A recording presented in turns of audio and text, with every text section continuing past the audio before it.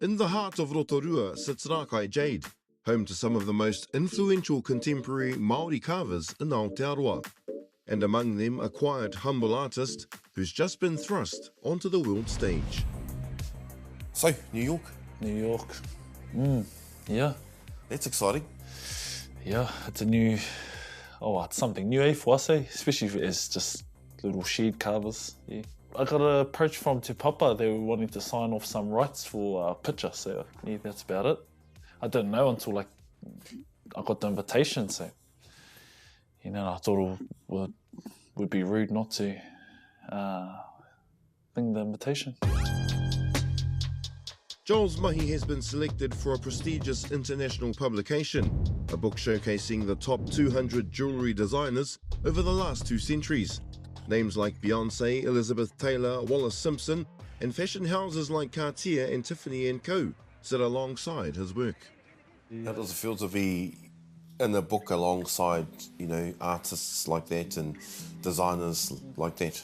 It's really not about me. To me, it's quite a big honour for Te iwi Māori to be represented in it finally.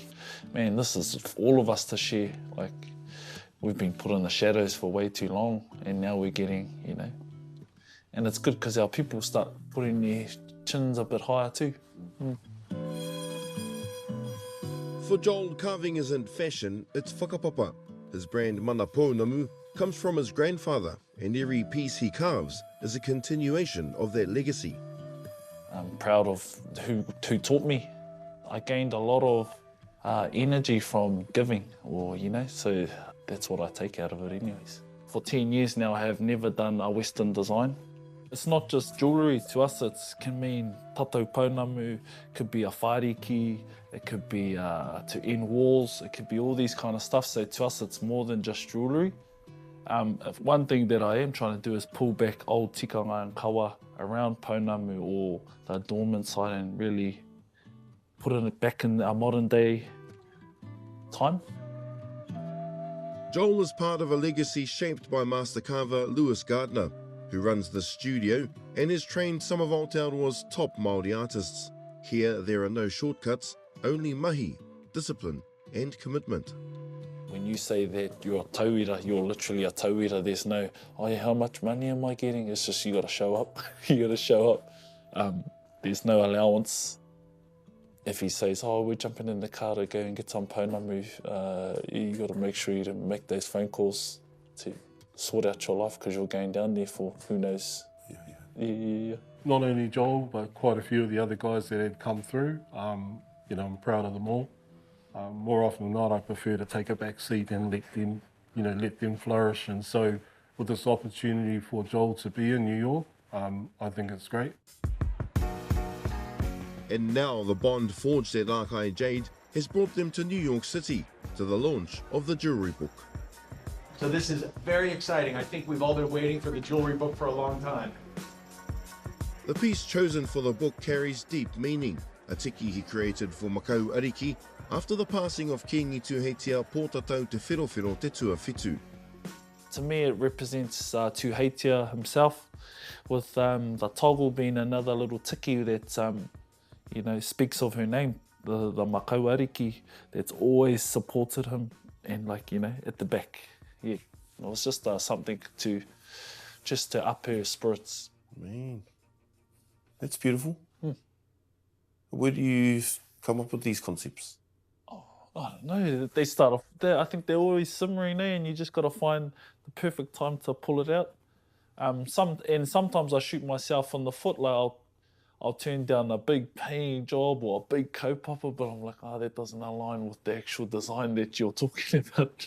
Yeah. So you just got to know in your heart what's the right way to do it and when's the right way. Sometimes it's good, and sometimes it might, mean that you have to do a bit more hours after dark or burn the midnight oil. I think all carvers can understand that we sometimes you just got to do that to, for the kaupapa.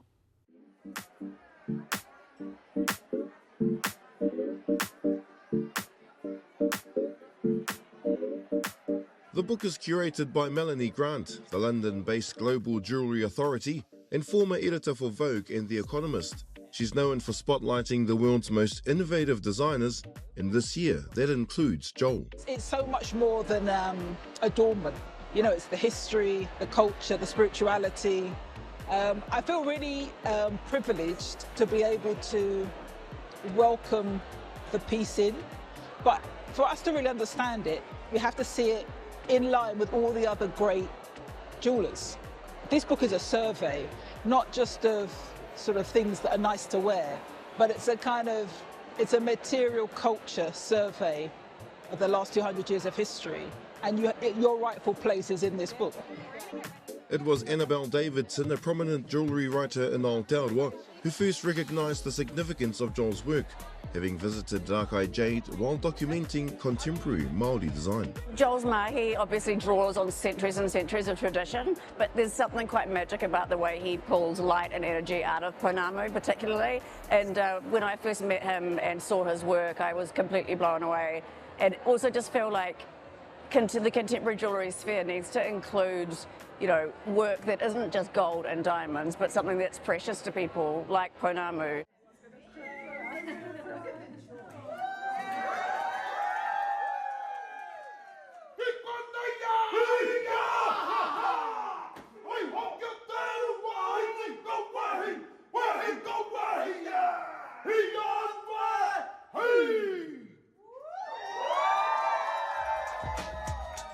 So this piece is a piece about connections, connecting us forever.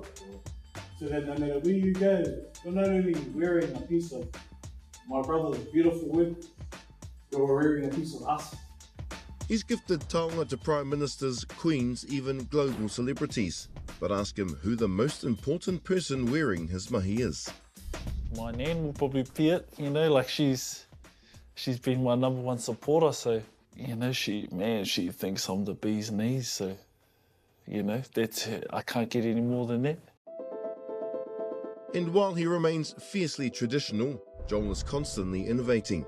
Bolo ties, rings, tooth pendants, all drawn from international inspiration and Māori storytelling.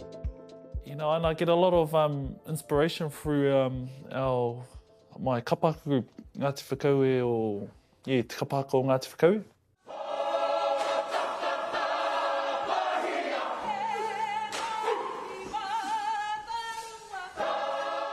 We travel to all these countries, and I kind of take something every trip I go, and you'll see that in my work.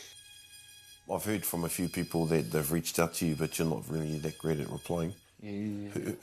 How do you kind of get on the list? It's I don't know. It's good. Yeah, it's something. First of all, I try and tell people if you come see me face to face, I change up. So, that cyber world, I can't really feel anything in the kōrero. And that's where I like to, you know, because my carving is all about feeling and what I can give and what I'm feeling of what you're giving me. But I tell everyone I can't really, you know, I can read it, but you can be telling me the heartfelt story, but I just can't feel anything. There you go, whānau. From a small studio in Rotorua to the bright lights of New York City, a Māori artist carrying his people with him, carving our identity into the world stage, one piece at a time.